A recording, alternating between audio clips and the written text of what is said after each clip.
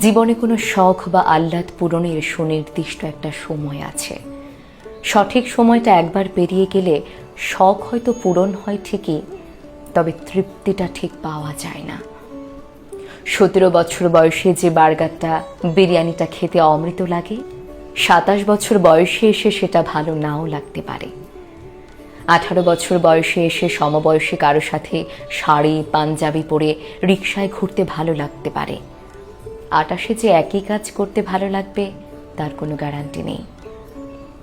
19 বছর বয়সে বিশ্ববিদ্যালয়ের সেকেন্ড ইয়ারে বন্ধু বান্ধব নিয়ে বান্দরবান ট্যুর দিলে যে আনন্দ পাওয়া যাবে, 29 বছর বয়সে সেই আনন্দ নাও পাওয়া যেতে পারে।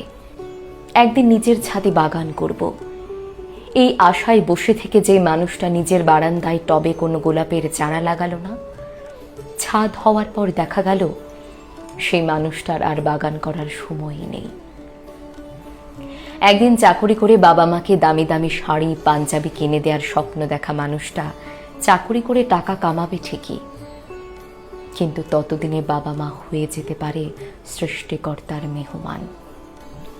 জীবনের ছোটখাটো শখ আহ্লাদ খুব দামি জিনিস।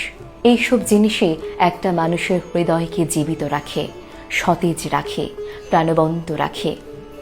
মানুষের হৃদয় একটু একটু করে মরে যায়, কাঠখোট্টা হয়ে যায় শখ পূরণের অভাবের হাহাকারে। এই জন্য সময় থাকতেই এসবের শখ পূরণ করে ফেলতে হয়। অনেক টাকা জমলে একদিন খাবো, এই চিন্তা না করে অল্প কিছু টাকা জমিয়ে এখুনি খেয়ে আসুন চিলক্সের বার্গারটা কিংবা নাজিরা বাজারের কাচ্চিটা। বিশ্বাস করুন, জীবনের সেরা তৃপ্তিটা পাবেন। দেরি না করে পছন্দের মানুষটাকে আজকে রিক্সা ডেটের অফারটা দিয়ে দেখুন। রাজি হলে শাড়ি পাঞ্জাবি পরে হুট খোলা রিক্সায় বৃষ্টিতে ভিজতে ভিজতে ঢাকা শহর ঘুরে বেড়ান। পকেটে কিছু টাকা হলেই বন্ধুর ঘাড়ে হাত রেখে বলে বসুন, চল বেটা বান্দরবান যাব, আজকেই যাব, এক্ষুনি যাব, ব্যাগ গোছা, চিটাগাঙের ট্রেন ধরতে হবে।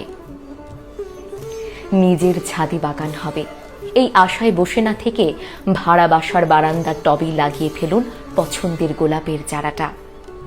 টিউশনের টাকায় কম দামি কিনে ফেলুন বাবা মায়ের জন্য শাড়ি পাঞ্জাবি, হোক না সুতি। শখ পূরণটাই বড় কথা। মনে রাখবেন, একদিন সব হবে। এই আশায় যে নিজেকে বঞ্চিত করে তার জীবনে কিছুই হয় না। তার জীবন কাটে বিষণ্ণতা আর অতৃপ্তিতে, শেষ হয় আফসোস আর হাহাকারে। আর যাই করেন, এই ভুলটা করবেন না।